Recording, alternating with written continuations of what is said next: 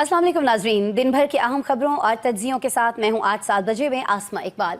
नाज़रीन, अददी एतबार से दुनिया की 5 बड़ी फ़ज़ाई क़ुव्वतों में से एक, कहने को जदीद रूसी और फ्रांसीसी तैयारों के बड़े स्क्वाड्रन्स रखने का गुरूर, जंगी जुनून ऐसा कि रवां बरस दिफाई बजट में 9.5% इजाफा करके 486 अरब रुपए के लड़ाका तैयारों और एरो इंजन्स के लिए रख छोड़ने का ऐलान। लेकिन वक्त पड़ा तो भारतीय फ़ज़ाइया दिल छोड़ बैठी। वो जदीद रफ़ाल जंगी तैयारे वसूली पर जिनके नारियल तोड़कर जश्न मनाया गया, भंगड़े डाले गए, जब उन्हें वक्त पड़ने पर उड़ाया गया तो पाक फ़ज़ाइया के शेर दिल हवाबाज JF थंडर लेकर आसमानी बिजली की तरह ऐसे लपके कि राफाल में बैठे हवाबाजों की सीटी गुम हो गई। सोने पर सुहागा, पाकिस्तान के जैमर्स ने राफाल का रडार सिस्टम 22 मिनट तक जैम करके उन्हें चकरा कर रख दिया और उन्हें श्रीनगर में इमरजेंसी लैंडिंग करना पड़ी। ये पाक फ़ज़ाइया के सामने रफ़ाल की पहली मुंह दिखाई थी जिसमें उसे मुंह की खाना पड़ी। अब खबरें आ रही हैं कि भारत ने एक बार फिर रफ़ाल के हवाबाजों को अलर्ट कर दिया है। भारतीय फ़ज़ाइया के सरबराह air chief marshal AP Singh ने गुज़िश्ता रोज़ भारतीय वज़ीर आज़म को मगरबी सरहद पर जारी जंगी मशकों और फ़ज़ाई दिफाई निज़ाम के हवाले से ब्रीफिंग दी। यानी दूसरे लफ्ज़ों में किसी बिन बुलाए अभिनंदन की फिर आमद मुतवक्के है। अगर ऐसा होता है तो इस बार पाक फ़ज़ाइया की क्या तैयारियां हैं?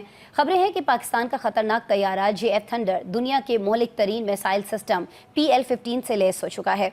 F-16 भी तैयार हैं और J-10C भी अपनी अहलियत साबित करने के लिए बेचैन हैं।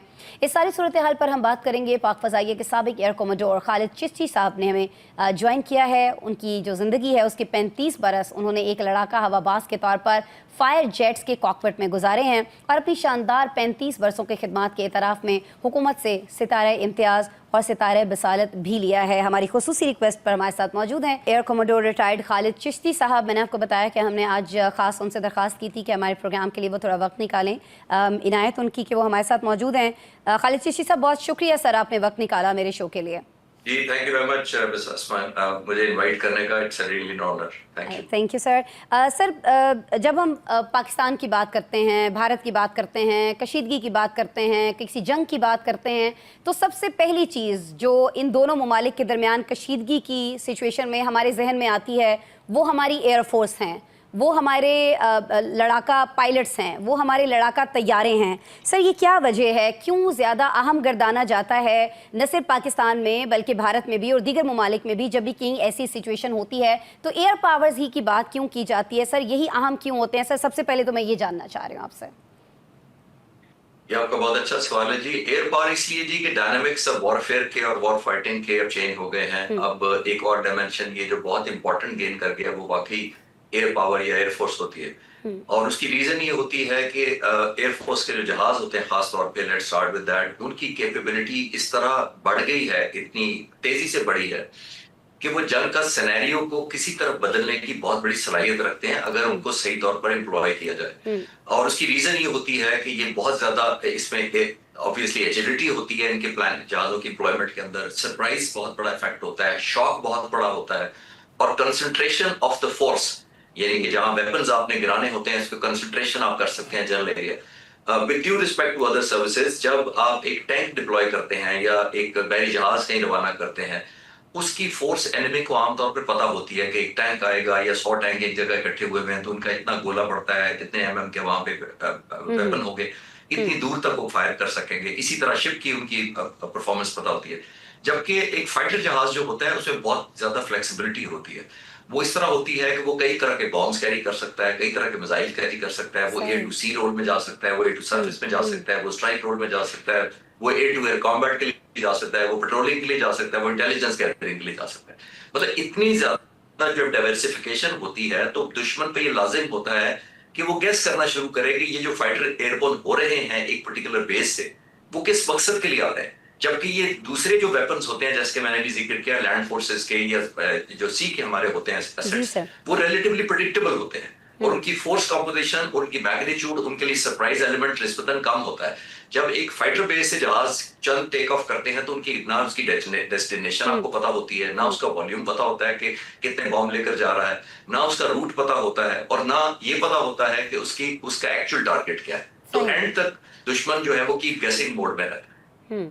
अच्छा सर, ज़रा हमें ये भी समझा दीजिएगा कि जब ज़ाहिर है कि हज़ारों फीट की बुलंदी पर ये सारी चीज़ें हो रही होती हैं, तो जब हम कॉकपिट में बैठे पायलट की बात करते हैं तो सर उसकी काबिलियत उसकी बहादुरी या फिर उसकी मशीन, इन तीनों में से सबसे ज़्यादा जो चीज़ अहमियत रखती है आपके नज़दीक सर, वो क्या होती है?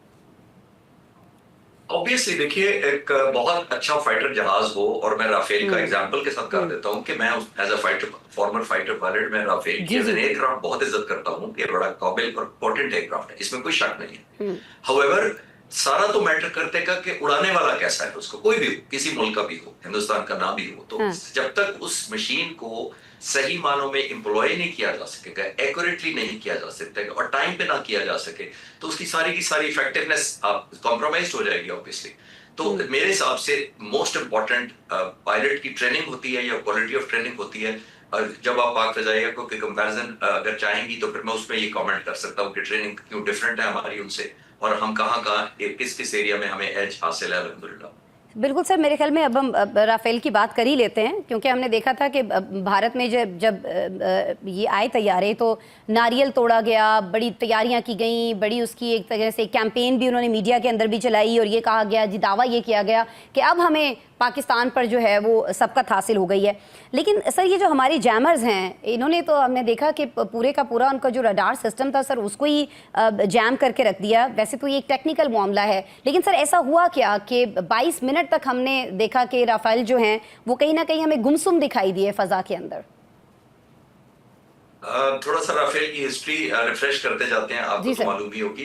जब 2019 में अभिनंदन का वाकया हुआ था तो इंडियन प्राइम मिनिस्टर ने कहा था कि अगर हमारे पास राफेल होते तो ऐसा ना होता। हाँ, ऐसा ना तो होता। मैं आपकी नाजरीन के लिए इंटरेस्ट के लिए मैं थोड़ा ऐड करता चलूं कि जी हमने जी। फौरी तौर पर ऑर्डर किया हुआ था और डिलीवरी शुरू हो गई थी। अब ये डिलीवरी या जहाजों की मौजूदगी क्या एडवांटेज हिंदुस्तान को दे सकती थी? वो ये दे सकती थी कि उसके ऊपर सबसे अच्छा एक वेपन लगा हुआ था जो air to air beyond visual range missile था, जो कि मेटियोर नाम से होता है। तकरीबन 150 किलोमीटर तक वो दुश्मन के जहाज को रेडार पर देखकर, पायलट तो 150 किलोमीटर दूर नहीं देख सकता, रेडार देख सकता है, तो रेडार से वो ब्लॉक करके फायर किया जा सकता था 150 किलोमीटर तक किसी भी दुश्मन या पाकिस्तानी जहाज को। तो ये बहुत बड़ा एडवांटेज था, क्योंकि हमारे पास जो उस वक्त जहाज थे, हमारे पास उसकी आधी रेंज भी नहीं थी। तो ये हिंदुस्तान को बहुत बड़ा टेक्नोलॉजिकल एज हो जाना था, साइकोलॉजिकल फैक्टर बहुत उनके हक में चला जाता। पाक फ़ज़ाइया की तमाम लीडरशिप में सबको क्रेडिट देना चाहूंगा, जब से पाकिस्तान बना, खासतौर पर मार्शल असद खान, नूर खान से लेकर आज तक सबने जी जी बहुत काम बिल्कुल। किया है, इसमें कोई शक नहीं है। लेकिन प्रेजेंट जो एयर चीफ हैं, एयर चीफ मार्शल बाबर, वो 4 साल से हैं तकरीबन। उनको मैं पिछले 5-6 साल से अपनी डॉक्यूमेंट्रीज बनाता हूँ एयरफोर्स के ऊपर। मेरे लिए ऑनर है कि मुझे स्पेशल परमिशन मिली हुई है, मैं बेसिस पे जाता हूँ। मैं यही J-10C पायलट जो राफेल के मुकाबले में लाए गए और JF-17 ब्लॉक थंडर 3 के ऊपर पायलटों के साथ सारा दिन मिला, मैंने उनके साथ पूरा दिन गुजारा इनफॉर्मली।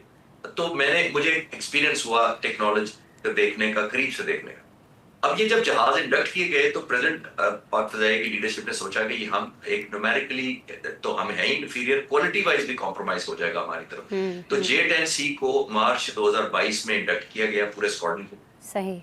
और यहाँ पे ये मैं ऐड करता चलूं कि इंडक्शन से क्या फायदा होना था। इंडक्शन से ये फायदा होना था कि हमने PL-15 मिसाइल साथ लिए इसी जहाज के, जिनकी रेंज राफेल के 150 किलोमीटर की निस्बत के मुकाबले में 200 किलोमीटर। तो जिसका मतलब ये हो गया कि पाकिस्तानी पायलट को अब first look, first lock and first shoot की कैपेबिलिटी हासिल हो गई। हासिल हो गई है। यानी हिंदुस्तान का पायलट अभी 150 किलोमीटर करीब आने की कोशिश करेगा तो उससे 50 किलोमीटर पहले पाकिस्तानी जहाज आइडियली स्पीकिंग आगे फायर कर चुका होना चाहिए अपना फ्लैग। तो ये एडवांटेज हुआ। Coming back to your question के राफेल का क्या हुआ कि वो हवा में हुए और फिर उसके बाद वो बड़ा गुमसुम हो गए। गुमसुम बड़ा अच्छा लफ्ज आपने इस्तेमाल किया, मैं उसको टेक्निकल टर्म दे देता हूँ। उसको मैं कहता हूँ कि सिचुएशनल अवेयरनेस डिग्रेड कर दी गई। ओके। उसको थोड़ा सा मैं और नफासत कर देते हैं, सही सर। या टेक्निकल कर देते हैं। सिचुएशनल अवेयरनेस डिग्रेड कैसे होती है? सिचुएशनल अवेयरनेस डिग्रेड मुख्तलिफ डायमेंशन से होती है, किसी एक जहाज की वजह से नहीं होती। और मैं इसको नाम देना चाहूंगा 3 डायमेंशनल।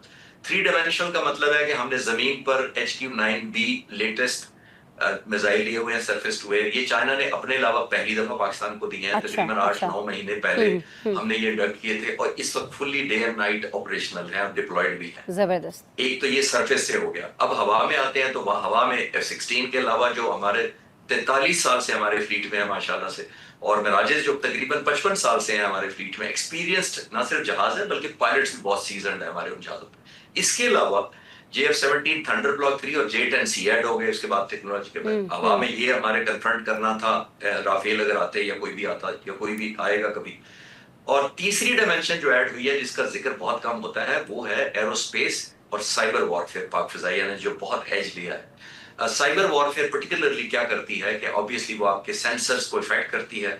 किस तरीके से करती है वो मेरे नॉलेज में तो है, but because of security reason and classification मैं ठीक हो तफसील गया शेयर भी नहीं करूंगा और आपके शायद नाजरीन को मैं समझा भी ना पाऊं इतनी टेक्निकल चीजें। तो वो ये जो साइबर वॉरफेयर एम्प्लॉय होती है वो करती क्या है, और ये सारे सेंसर मिलकर क्या करते हैं, जो भी ऑपरेंट आ रहा है उसकी एक सिचुएशनल अवेयरनेस इस तरह डिग्रेड करते हैं कि उसकी समझ बूझ का लेवल कम कर देते हैं, यानी उसकी कम्युनिकेशन को ठीक इफेक्ट हो करते गया। हैं, उसकी अंडरस्टैंडिंग करते हैं, उसकी नेटवर्किंग को इफेक्ट करते हैं। होता ये है कि ये सारा एम्प्लॉय करने के बाद उस पायलट की आप एक कॉन्फिडेंस शेक कर देते हैं अपने सिस्टम के अंदर और अपने मिशन के बारे में कि अगर मैं ये कंटिन्यू रखा तो मैं कोई अभिनंदन वाला एपिसोड तो नहीं रिपीट कर रहा। जब आप ये कर देते हैं, और यही प्रोबेबली, मेरे पास कोई सबूत नहीं है लेकिन मैं एज अ फाइटर पायलट कह सकता हूँ कि प्रोबेबली इतनी सिचुएशन डिग्रेड होने के बाद उनको यही वहम हुआ कि कहीं हम ट्रैप तो नहीं हो रहे, और उन्होंने मुड़ना पसंद किया और जाकर श्रीनगर एयरबेस पर इमरजेंसी की लैंडिंग की।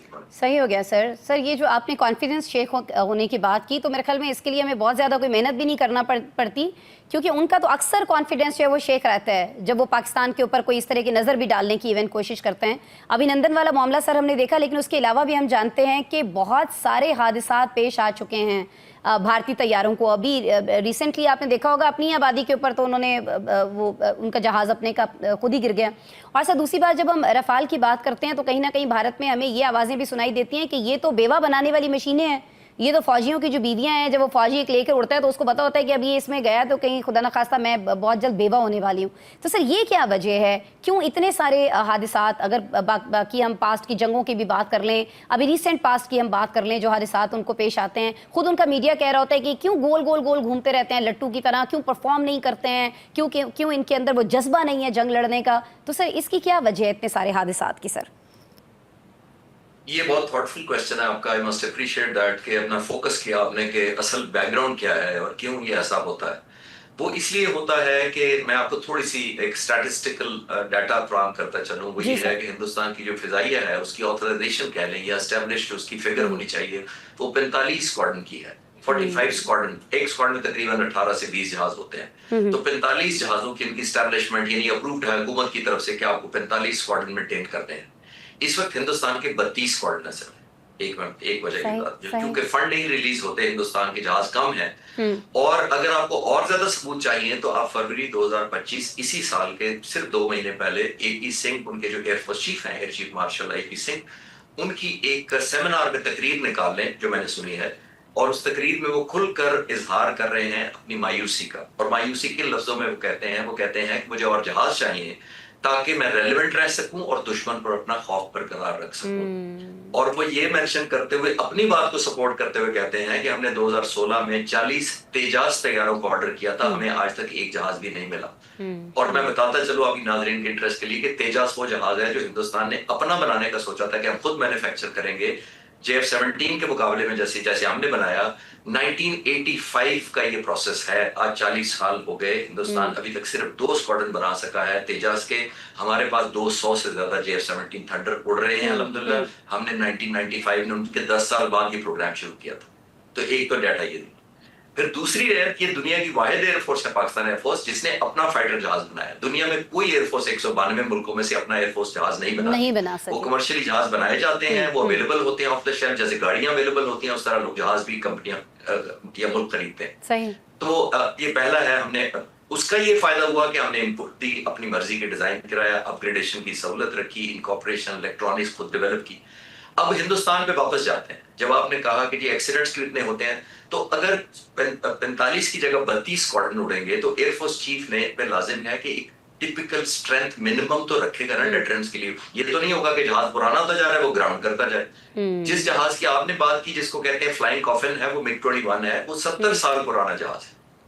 अब आप खुद विजुलाइज करेंगे इतना पुराना डिजाइन है, वो बड़े सालों तक दुनिया में उड़ता रहा। जैगुआर इस वक्त जो हिंदुस्तान एयरफोर्स उड़ा रही है वो दुनिया में कोई मुल्क नहीं उड़ा रहा, वो ग्राउंड कर चुके हैं। लेकिन हिंदुस्तान वो उड़ाते क्यों है? क्योंकि उन्होंने 32 स्क्वाड तो मिनिमम रखने हैं।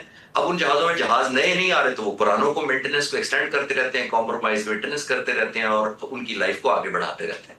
जब आप इतने पुराने जहाजों को मेंटेनेंस पे कॉम्प्रोमाइज करेंगे तो वो पहले ही पुराने हैं, इतने मेंटेनेंस को स्पेयर पार्ट्स भी पूरे नहीं मिलेंगे। तो it will lead on nothing but accidents. ये इसकी बैकग्राउंड वजह है जो उनको टेक्निकली एक ड्रॉबैक है, उसकी वजह से उनके फ्लाइट सेफ्टी रिकॉर्ड बहुत खराब है।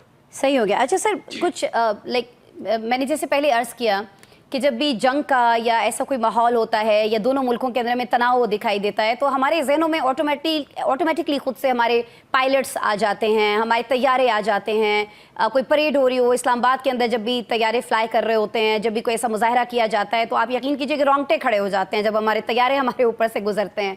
तो सर मुझे ये बताइएगा कि ये जो नफसियाती बर्तरी हमारे पायलट्स के अंदर है सर, इसकी क्या वजह है? एंड वी ऑल नो कि ये नफसियाती बर्तरी है सर, ये आप उनकी इसका क्रेडिट किस चीज़ को जाता है? उनकी तरबियत को जाता है, उनकी अपनी काबिलियत को जाता है, महारत को जाता है, लियाकत को जाता है, या फिर कहीं ना कहीं हम आवाम को भी जाता है कि हम इस तरह से उनकी सपोर्ट बन के सर उनके साथ खड़े होते हैं? एंड दे ऑल नो, जब वो हज़ारों फीट की बुलंदी पर भी होते हैं कि उनसे हज़ारों फीट नीचे जो करोड़ों की तादाद में लोग हैं वो सब के सब उनके साथ हैं सर इस वक्त। ये बहुत खूबसूरत सवाल किया और आपने ज़ाहिर इमोशनल कनेक्शन डेवलप किया और बिल्कुल जस्टिफाइड इसको कनेक्ट किया आपने लोगों के साथ, पायलट्स को। देखिए, let me start with it कि हम जो जहाज उड़ाते हैं, टैंक चलाते हैं, सबमरीन चलाते हैं, हम बेसिकली एक वेपन है जो कौम है उसके हाथ में होते हैं और हमारी परफॉर्मेंस डिपेंडेंट उस जिस्म के ऊपर है। जितना जिस्म स्ट्रांग होगा, इंस्पायर्ड होगा, मोटिवेटेड और कमिटेड होगा, उतना ही हाथ का वेपन इफेक्टिव होगा और ऑब्वियसली एक्यूरेट होगा। पहली तो वो आपकी बात को मैं आउटराइटली सपोर्ट करूंगा, आपने बिल्कुल ठीक कहा। अब आते हैं जरा इसकी टेक्निकल बात के ऊपर। जी सर। देखिए, जब से मैंने होश संभाला एयरफोर्स के अंदर, हमें उस्तादों ने, इंस्ट्रक्टर्स ने, हमारे मेंटर्स ने, एमएम आलम पेशावर में हमारे मेस में खाना खाते थे, क्योंकि जब नए नए अफसर बने तो वो बैचलर थे और हमारे साथ ही खाना खाते थे और बड़ी डांट पिलाते थे जब वो हमारे से क्विज करते थे, सवाल करते थे कि ये क्या है, फलां जहाज की थ्रस्ट कितनी है, तो हम कहते पता नहीं। तो कहते कैसे दुश्मन का मुकाबला करो? तो एमएम आलम ये लफ्ज यूज किया करते थे कि तुम पढ़ोगे नहीं तो वो तुम्हें चबा जाएगी।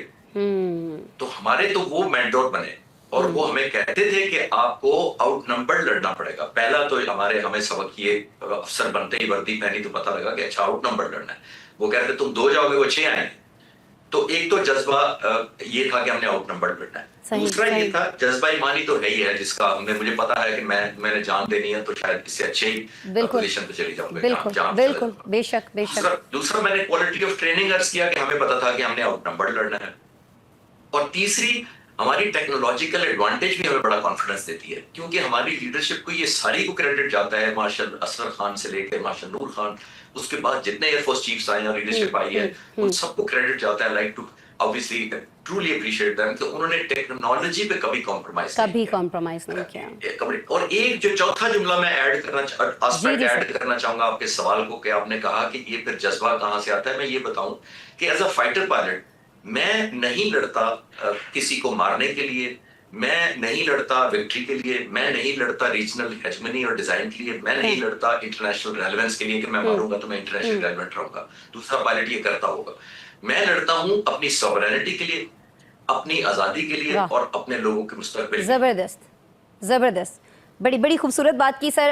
आई विश कि मेरे पास बहुत सारा टाइम होता, मैं आपसे बहुत सारी सवालात कर पाती। जिस तरह से कॉकपिट के अंदर आपके फीलिंग्स होते हैं, जो जिस तरह से आपको तरबियत दी जाती है और जिस तरह से आप अपनी आवाम के लिए और अपने मुल्क के लिए सोच के ये सारा काम कर रहे होते हैं, इस बारे में। लेकिन सर थोड़ा सा और मैं टाइम लेते हुए, आपका भी आई नो आपका वक्त कीमती है सर, बस मुझे ज़रा ये बता दीजिएगा चलते चलते कि जो आजकल हम सुन रहे हैं कि मोटरवेज़ के ऊपर तैयारे उतारे जा रहे हैं, मशकें हो रही हैं, वहाँ पर कुछ परवाज़ें उड़ाई जाती हैं, उतारी जाती हैं, सही से पाकिस्तान में नहीं हो रहा। ये हम पड़ोस से भी सुन रहे हैं, भारत से भी सुन रहे हैं। सर ये सब क्यों है? जब हमारे पास रनवेज मौजूद होते हैं, हमारे पास उनके उड़ने के लिए, उतरने के लिए अलग से जगह हैं, तो फिर सर वाई मोटरवेज, लाइक हम उनको क्यों इस्तेमाल कर रहे होते हैं सर? Yet again, माशाल्लाह बड़ा रेलेवेंट क्वेश्चन है। I must commend you. देखिए, मोटरवेज ये आज का आइडिया नहीं है, ना हिंदुस्तान और पाकिस्तान का आइडिया है। ये 1960 में स्वीडन ने शुरू किया था और जिसकी कोई खास दुश्मनी भी नहीं है।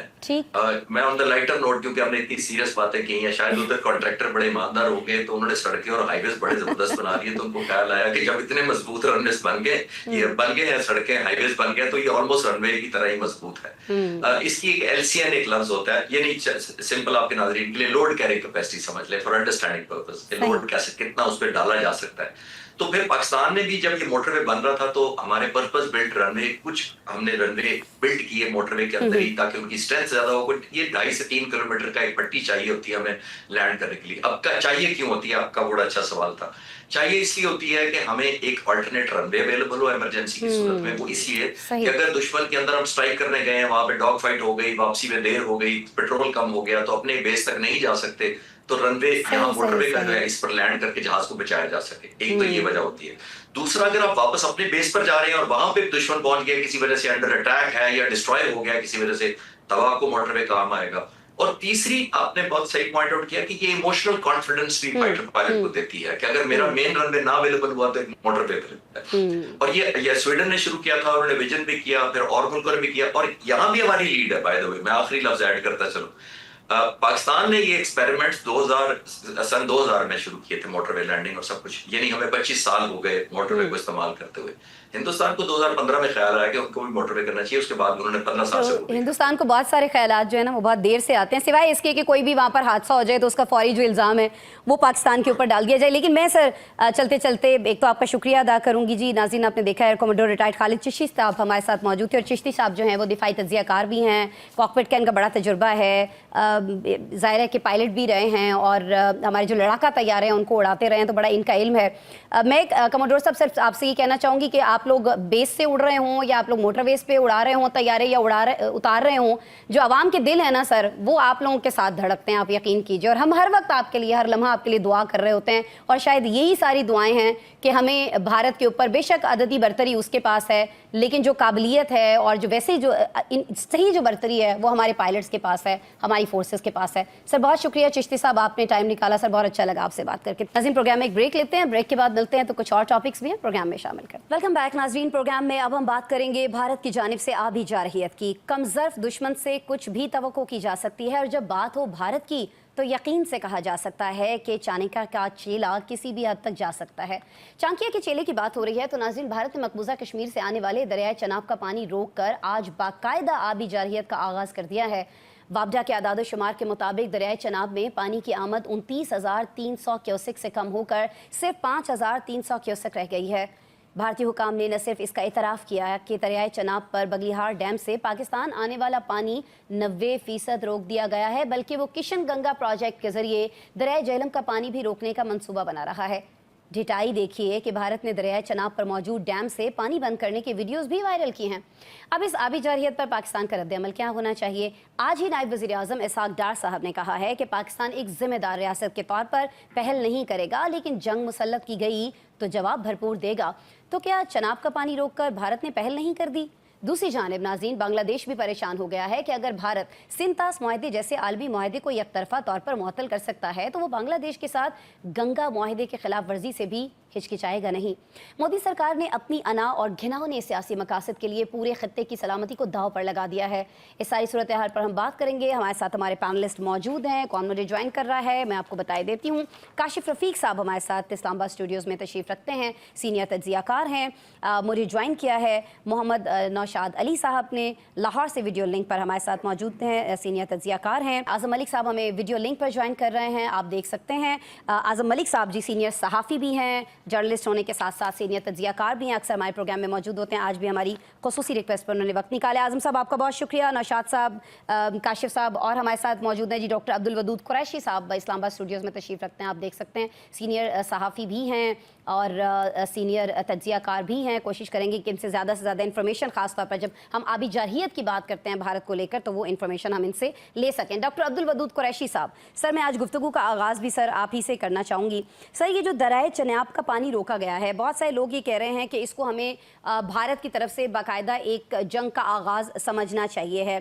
ख्वाजा आसिफ ने हमने देखा कि पानी रोकने पर और ये भी धमकी दे दी कि जी हम तो डैम भी उड़ा सकते हैं जो भारत वहाँ पर बना रहा है। तो आपको नहीं लगता कि बाकायदा एक तौर पर जो एक आबी जारहियत की बात की जा रही थी, आबी जंग की बात की जा रही थी, कि आइंदा आने वाले कुछ सालों में जब हम बहुत अरसे से सुन रहे हैं कि दोनों ममालिक के दरमियान अगर कोई जंग हो सकती है तो पानी के मसले पर होगी, सर कहीं खुदा न खास्ता ये उसका आगाज़ तो नहीं है? वदूद साहब बहुत शुक्रिया आसमा इकबाल साहब। देखें, भारत को फ़िज़ाई तौर पर मुंह की खानी पड़ी है, फ़ौज भी उसकी इस तरह लड़ नहीं सकती। उन्होंने देख लिया कि कारगिल में 1500 लाशें उन्होंने उठाई है, लिहाजा अपनी अवाम के सामने मुंह दिखाने के लिए अब आबी जारियत की तरफ आ गए कि पानी कम कर लिया, रोक लिया। और एक हद से ज़्यादा पानी रोक नहीं सकता, एक अरसे से ये हो सकता है कि एक मुद्दत तक जब हमें पानी की ज़रूरत है, हमारी फसलों को ज़रूरत है, उस तक रोक सकता है, लेकिन हमेशा के लिए मुस्तकिल नहीं रोक सकता। अगर रोकता भी है तो उनके डैम उड़ाए जा सके, पर जंग की सूरत यार है। मोदी का असल ये है कि अब बंगाल में जो इलेक्शन हो रहा है उस इंतखाब को जीतने के लिए उसे कुछ ना कुछ मुद्दे, क्योंकि वहाँ कभी जीते नहीं है, वहाँ पर वो हारे हैं। वहाँ पर एक यूनाइटेड इत्तेहाद बन चुका है जिसमें कांग्रेस शामिल है, छोटी पार्टियाँ शामिल है। उसको वहाँ अपनी शिकस्त नज़र आती है। उस शिकस्त को ख़त्म करने के लिए या उसको बदलने के लिए पाकिस्तान पर इल्ज़ाम लगाना कि देखो हमने तो पानी बंद कर दिया, हम तो उनको भूखा मार देंगे, हम ये कर नहीं सकता। वो ये सूरत हाल, लेकिन फ़िज़ाई बरतरी वो चाहता था, वो नहीं हो सकती। अब कश्मीर की तरफ उन्होंने फ़ौजें मूव की हैं, वो भी नहीं हो सकी क्योंकि उन्होंने एडवांस फायरिंग शुरू कर दी। अब इसके लिए वो आबी जारियत करना चाहता है, लेकिन बांग्लादेश के लिए भी एक प्रॉब्लम है। देखिए, गंगा मुआहदा भी अयूब खान ने किया था, 1962 में किया था। अगर सिंध तास मुआहदे को इंडिया जो है मुअत्तल करता है तो इसका मतलब है कि गंगा का मुआहदा वो भी मुअत्तल हो गया है, वो भी मुअत्तल हो गया। ये बांग्लादेश, देखिए बांग्लादेश के एक जर्नल ने बड़ा सही कहा कि चिकन नग से आगे जो 8 रियासतें हैं चीन के साथ ही, उसको बांग्लादेश को कब्जा कर लेना चाहिए। वो थी भी बंगाल का पहले हिस्सा थे, लेकिन वो इंडिया ने कब्जा किया कि जनाब ली वहाँ अक्सरियत हिंदू की है, लिहाजा इस पर पाकिस्तान को भी बांग्लादेश से रब्ता करना चाहिए और बांग्लादेश को मिलाकर यूनाइटेड नेशन में जाना चाहिए। बांग्लादेश ना भी जाए तो पाकिस्तान को जाना चाहिए। इन मुआहिदों के बारे में चूँकि इंटरनेशनल गारंटी है, उसके ऊपर वर्ल्ड बैंक की गारंटी है, तो इनको इसके ऊपर अमली तौर पे इक़दाम करने चाहिए, लेकिन इसके लिए बहुत समझ बूझ के कागजात को आइनी कानूनी माहिरीन से मशवरे करने के लिए, कई राय लेने के बाद ये काम करना चाहिए। ठीक है, मैं काशिफ साहब आपकी तरफ आऊँगी, और मैं जब दरिया चनाब की बात होती है, सिंध तास मुआहदे की बात होती है, बांग्लादेश क्या सोचा है, ये सारी चीज़ें तो यकीनन हम डिस्कस कर रहे हैं। आगे चल के हम ये भी डिस्कस करेंगे पाकिस्तान के पास ऑप्शंस क्या हैं, लेकिन अभी पाकिस्तान के जो दोस्त हैं वो किस तरह से पाकिस्तान का साथ दे सकते हैं, कुछ वो डिस्कशन कर लेते हैं। सर मुझे ये बता दीजिएगा कि ब्रह्मपुत्रा दरिया जो है, जिसको लेकर भारत जो है वो बहुत ज़्यादा कंसर्न दिखाई देता है, और जिस पर हम जानते हैं कि चीन जो है वो अपना एक डैम बनाने जा रहा है, उस पर भारत को बहुत ज़्यादा तकलीफ भी है। अभी जिस तरह से दरिया चनाब का पानी रोका जा रहा है, जिस तरह से सिंध तास मुआहदे को खातर में नहीं लाया जा रहा है, मुअत्तल कर दिया गया और बिल्कुल किसी ठोस वजूहात, ठोस शवाहिद के बगैर उसको कर दिया गया, तो आपको नहीं लगता कि ये जो इकदाम भारत की तरफ से किए जा रहे हैं पाकिस्तान के खिलाफ इकदाम, ये चाइना को कहीं ना कहीं ब्रह्मपुत्रा का पानी रोकने की इजाज़त दे रहे हैं ये सारे इकदाम, और चाइना को ऐसा करना चाहिए है फ़ौरन से अगर भारत बाज नहीं आता है? बिस्मिल्लाहिर्रहमानिर्रहीम। देखें जी, चाइना पानी रोक रहा है तो इसका मतलब कि चाइना ने कोई ना कोई डैम बनाया होगा, कोई ना कोई उसकी तरतीब बनाई होगी। पानी जो सा स्टोर करने के लिए कोई ना कोई डैम, कोई ना कोई आबी ज़ख़ायर की कोई जगह होगी तो पानी रोकेंगे ना जी। फ्लो का पानी ऐसे तो नहीं रोक सकता। अगर भारत चनाब का पानी रोक रहा है या जेलम का पानी रोकने की धमकी दे रहा है या सिंध तास मुआहदा मुअत्तल करने का उसने ऐलान कर दिया, तो इसका मतलब है उसने कोई ना कोई आबी ज़ख़ायर के ऐसे असबाब कर रखे होंगे। तो वो कहता कि वो समझता कि मैं एक हद तक, एक कैपेसिटी तक पानी जो है वो रोक सकता हूँ। अनफॉर्चुनेटली पाकिस्तान में कोई भी ऐसे आबी ज़ख़ायर नहीं बनाए गए। मैं ये समझता हूँ कि जिस तरीके से भारत जो अभी जारियत कर रहा है उसका जवाब तो हम दे ही रहे हैं, देंगे भी, निपट भी लेंगे उससे। और मुझे याद है यूसुफ गिलानी साहब जब वज़ीर-ए-आज़म हुआ करते थे तो उन्होंने कहा था कि पाकिस्तान और भारत की अगली जंग पानी पे ही होगी। ये बात स्टडीज़ पिछले 10 साल से सर्कुलेट कर रही है कि किस तरीके से अजनास का मसला बनेगा, किस तरीके से पानी का मसला बनेगा, क्यों हम पानी को जो है वो मैनेज नहीं करें। लेकिन मैं ये समझता हूँ आज की डेट में हमें एक फूड फॉर थाट इस तरीके से, जिस तरीके से पूरी कौम इकट्ठी हो गई भारत के मामले को लेके, इस तरह हमें ये तमाम की तमाम सियासी जमातों को, तमाम अकाबरीन को बैठना चाहिए कि हम ऑन वार फुट अपने आबी ज़ख़ायर के जो डैम्स हैं उनके ऊपर काम करें, इन स्पाइट ऑफ दिस कि हम डैम्स को मुतनाज़ा करें, कालाबाग डैम को ले लें या नहरों को ले लें या किसी और मामले को ले लें। सो अगर एक बात याद रखिएगा, भारत अगर पानी, चाइना अगर भारत का पानी रोकेगा, भारत पाकिस्तान का पानी रोकेगा, बांग्लादेश का मुआहदा जो है वो जो सबूताज होगा, इस सब का हल एक ही होना है कि अगर भारत अपनी हरकतों से बाज ना आया ठीक हो गया तो बांग्लादेश, पाकिस्तान, चाइना एक ही टाइम पे भारत के ऊपर जो है वो स्ट्राइक करेंगे, ये बात याद रखिएगा। और भारत के अंदर से जो अकलियतें हैं वो भारत के अंदर ब्लो अप करेंगी। सो मोदी को भी इस बात का पता है कि उसकी ग्रिप, उसकी मुल्क और उसकी आवाम पे इतनी ठीक है। मजबूत अभी नहीं है अभी आप जिससे ये कि कह चल रहे हैं कि सके। हमें इस आबी जारियत को रोकने के लिए अभी फौरी तौर पर हमारे पास उस तरह से ऑप्शंस नहीं है, क्योंकि हमने उस पर उस तरह से कभी काम नहीं किया है। तो अभी भी वक्त है कि अगर चली सारी सियासी जमातें मिल बैठ जाएं, चाहे काला बैग डैम है या और भी मुतनाज़ जिस तरह से अभी सिंध से नहरें निकालने का मामला था, उनको पहले अगर हल कर लिया जाए तो कहीं ना कहीं हम इसका जवाब दे सकते हैं। मैं आजम साहब आपकी तरफ आऊँगी। सर मुझे बताइएगा कि हमारे पास इस आबी जारियत के जवाब में ये तो सियासतदान तो चलें, जब बैठेंगे मामला करेंगे, काला बाग डैम करेंगे, अभी फौरी तौर पर सर हमारे पास क्या ऑप्शंस मौजूद हैं? आजम साहब। जी आसमान साहब, बहुत शुक्रिया आपका।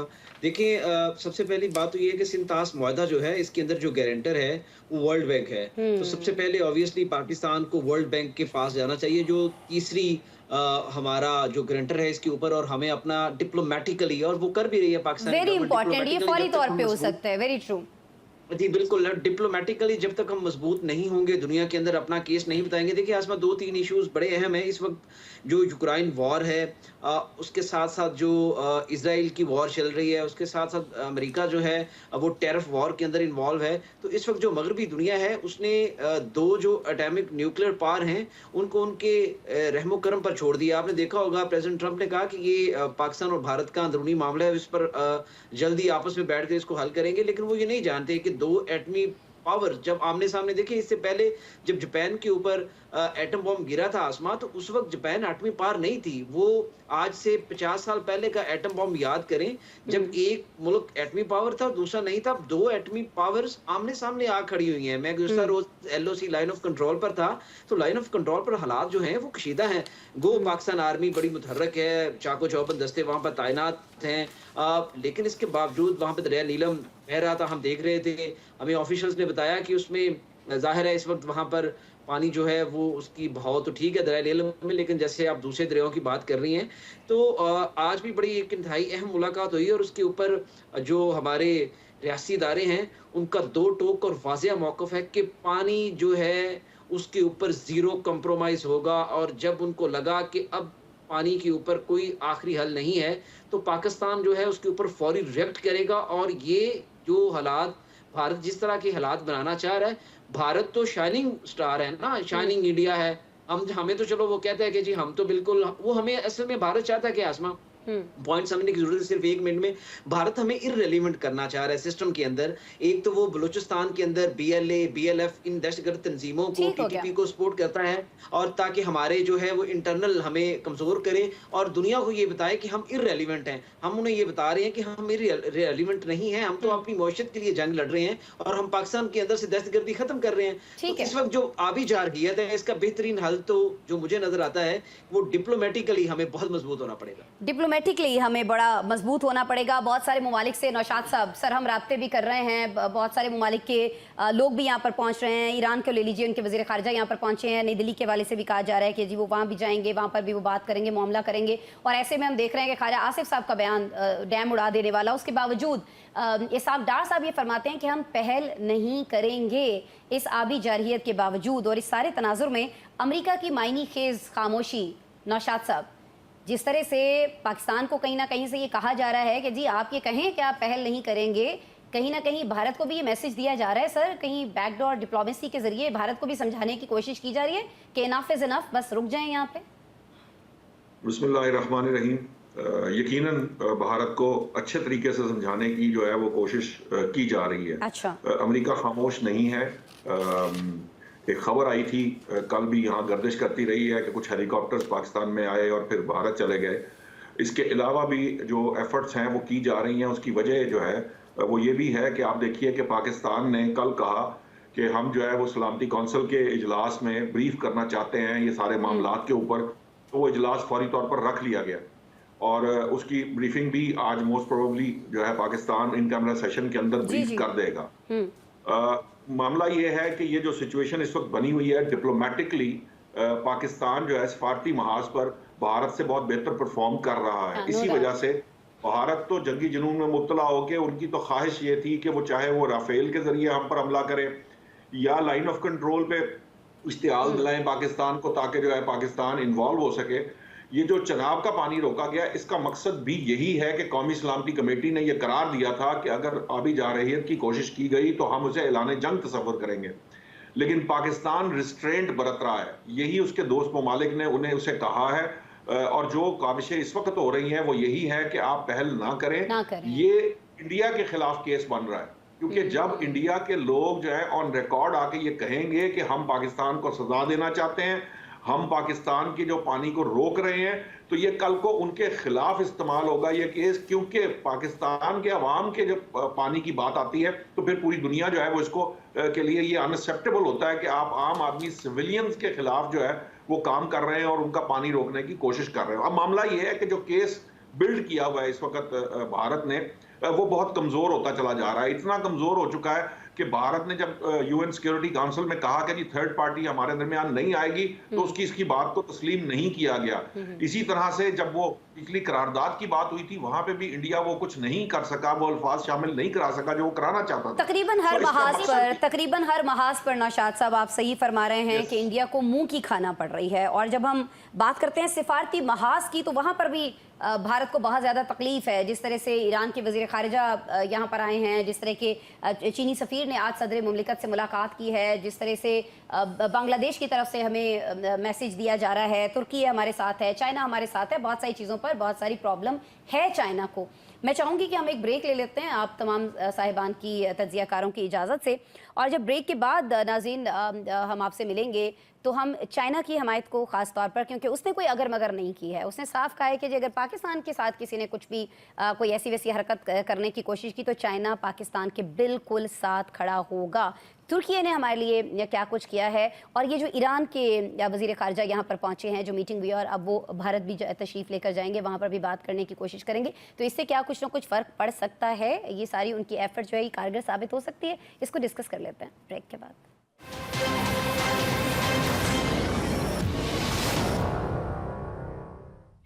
वेलकम बैक जी।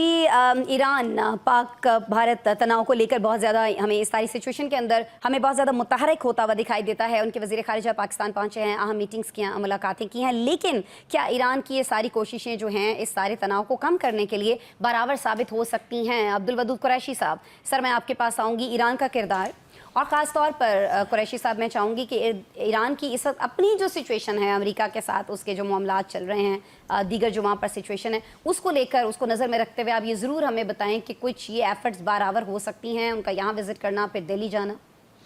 आसमा साहब, जहाँ तक सूरत हाल है ईरान की, वो सिर्फ ईरान नहीं है। देखिए ईरान के साथ जो एक दहाई से जो बात चल रही है कि ईरान, चीन, रूस, पाकिस्तान और कुछ और एक दो इस्लामी मुल्क मिलकर एक इत्तेहाद बनाए, तो इस सूरत में एक इत्तेहाद बनने के काफ़ी इम्कानात थे। फिर ईरान को काफ़ी जगह पर जो है वो ज़िक पहुँचाएगी। लेकिन ईरान का चाइना और रूस से बाज़ाब्ता तौर पे एक राब्ता भी है, और मैं समझता हूँ कि शायद चाइना और रूस के कहने के ऊपर ही ईरान ने एक्शन किया है कि उनके वज़ीर ख़ारिजा पाकिस्तान आए हैं, इंडिया जाएंगे और बात करेंगे, लेकिन उनकी जो गुफ्तगू है वो सिर्फ ईरान की गुफ्तगू नहीं है। अगर सिर्फ ईरान की गुफ्तगू होगी तो ईरान को तो काफ़ी जगह पर, आप सीरिया में ले लें, आप बाकी जगह देख लें, वहाँ पर ईरान को वो कोई ज़िक पहुँची है, कोई फ़ायदा नहीं हुआ।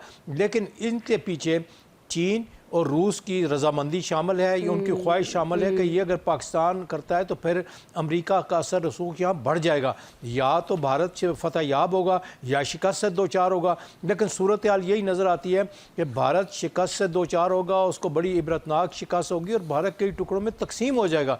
इसके लिए ये बात भारत के फ़ौज को पता है, अवाम को बेवकूफ़ बनाने के लिए मोदी वारदात डाल रहा है, लेकिन यकीनन अब ईरान को भी मुमकिन है कि वो एक बहाना बनाए कि ईरान आया था, इस्लामी मुल्क आया था, हमारे भाई हैं, दोस्त हैं, उन्होंने हमें मिन्नत की है, लिहाजा हम कुछ नहीं कर रहे।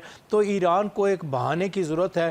फ़ौज उसकी सरेंडर कर चुकी है, दोनों हाथ खड़े कर चुकी है, एयरफोर्स भी कर चुकी है, नेवी भी कर चुकी है, लिहाजा अब वो चाहेंगे कि कोई और मुल्क दरमियान में आए और कुछ हमारी फेस सेविंग हो जाए, कुछ हमारी फेस सेविंग हो जाए। लेकिन अब वो होती भी दिखाई नहीं दे रही है जितना इसको एक हाइप दे चुका है भारत। अच्छा, मैं आपकी तरफ आऊँगी। आज़म मलिक साहब, सर हम जानते हैं ये हाइप की जब बात होती है, प्रोपेगेंडे की जब बात होती है, तो भारत ने कभी भी कोई कसर छोड़ी नहीं है। उसके पास सबूत हों ना हों, सबूत तो खैर कभी हुए नहीं क्योंकि पाकिस्तान तो ऐसी किसी सरगर्मी में है ही नहीं। बलूचिस्तान के अंदर भारत क्या कर रहा है, बाकी पाकिस्तान के अंदर किस तरह से लाहौर से लेकर बलूचिस्तान तक हमारा नेटवर्क है, ये तो उनके अपने फौज के मेजर जो हैं वो कहते हुए पकड़े गए हैं। वो चीज़ दुनिया के सामने है, सबूतों के साथ है। लेकिन सर क्या वजह हुई है, मलिक साहब आप क्या समझते हैं कि जो प्रोपेगेंडे का माहिर भारत है इस दफ़ा वो क्यों उस तरह से कामयाब नहीं हो सका, ये प्रोपेगेंडा और ये बयानिया बनाने में क्यों उसका बयानिया जो है पिट गया? कहीं ना कहीं वजह ये तो नहीं है कि उसने ये जो एक इतना हसास इंसानी अमल है पानी रोक देना, इस वजह से दुनिया जो है वो उसके साथ उस तरह से खड़ी नहीं है जैसे हो सकती थी? आसमा देखिए, एक तो भारत जो है, भारत का जो मीडिया है आपको पता है उसके अंदर भी कई आवाज़ें ऐसी हैं जो इसके ऊपर आवाज़ उठाते रहते हैं कि पाकिस्तान के साथ हमारे वो मामलात नहीं है जिस तरह से आप इलेक्शंस को लेके ये मामलात कर रहे हैं। तो इस दफ़ा पाकिस्तानी मीडिया ने इसके ऊपर बड़ा जारहाना इकदाम उठाया। हम हमेशा अमन की बात करते हैं, आप मैं हम सारे सीनियर बैठे हैं, लेकिन भारत ने इस अमन को मजाक समझ लिया है।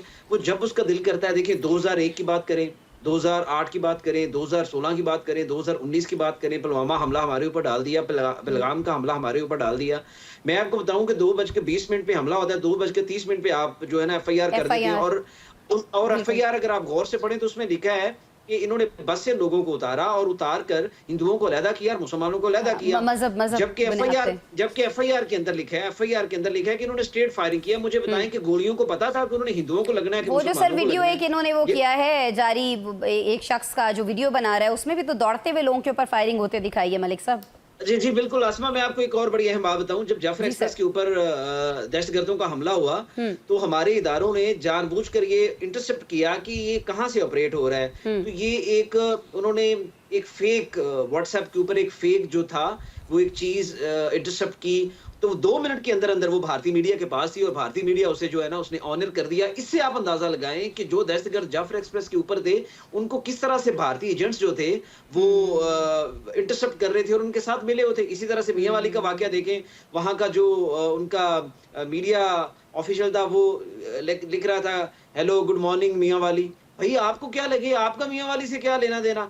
तो बात ये है कि देखिए ये प्रोपेगेंडा वार के अंदर भारत ये चाह रहा है कि वो किसी तरीके से पाकिस्तान को इश्तिहार दिलाए और दुनिया को ये बताए कि पाकिस्तान एक दहशतगर्द मुल्क है।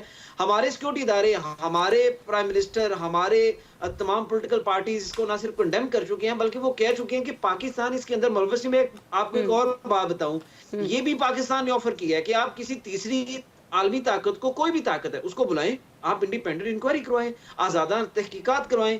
लेकिन भारत आपको पता है क्यों नहीं आ रहा, किसी तीसरी ताकत के पास या तीसरे फरीक के पास क्यों नहीं जा रहा कि वो आए और आजादाना तहकीकात करें? क्योंकि जब हम तीसरे फरीक को मान लेते हैं कि हम उसकी बात मान लेंगे वो तो फैसला अटल होगा ना, और भारत को पता है वो झूठा है, इसलिए वो किसी तीसरी जो फरीक है उसको आने नहीं दे रहा कि फैसला हो जाना है कि भारत झूठा है। और वो झूठा है, इस दफा वो झूठा है। हमारे अंदर से कोई एक जो है 7 लाख की फौज आपने वहां बैठाई है, 1.5 घंटा ये इवेंट होता रहा, आपका क्विक रिस्पांस क्या है? दुनिया के अंदर अफवाज का क्विक रिस्पांस यही चीजें आजम अब यही चीजें लेकर अब जो भारतीय मीडिया है वो कहीं ना कहीं हमें मोदी के ऊपर भी अटैक करता हुआ दिखाई दे रहा है। पहले ऐसा वो नहीं कर रहा था, लेकिन अवाम का प्रेशर इतना ज़्यादा आया और वहाँ के मीडिया को खुद अपने लोगों से इतनी ज़्यादा तनकीद सुनना पड़ी कि उन्होंने कहा कि नहीं भाई, अब कहीं ना कहीं हमें मोदी से भी पूछना पड़ेगा कि ये सारी चीज़ें क्यों हुई। जब इतनी बड़ी तादाद में सयाह वहाँ पर मौजूद थे तो उनके साथ सिक्योरिटी क्यों नहीं थी?